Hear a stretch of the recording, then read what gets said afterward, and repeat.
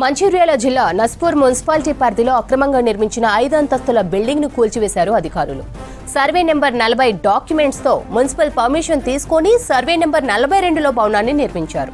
2022 నుంచి ఇప్పటి వరకు మున్సిపల్ అధికారులు నోటీసులు జారీ చేస్తూనే ఉన్నా బిల్డింగ్ యజమాని స్పందించలేదని తెలుస్తోంది.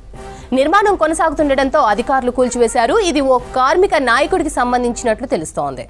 బీఆర్ఎస్ హయాంలో రాజకీయ పలుకుబడితో బిల్డింగ్ ను కాపాడుకున్నట్లు సమాచారం.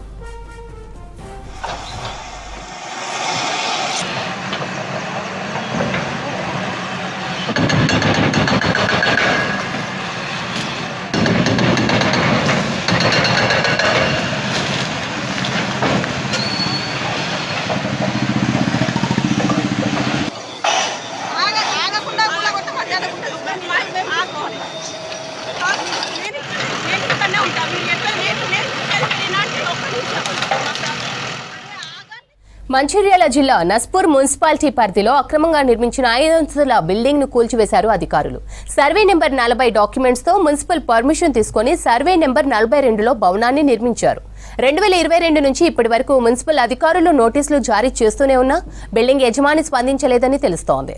నిర్మాణం కొనసాగుతుండటంతో అధికారులు కూల్చివేశారు. ఇది ఓ కార్మిక నాయకుడికి సంబంధించిన ఇల్లుగా తెలుస్తోంది.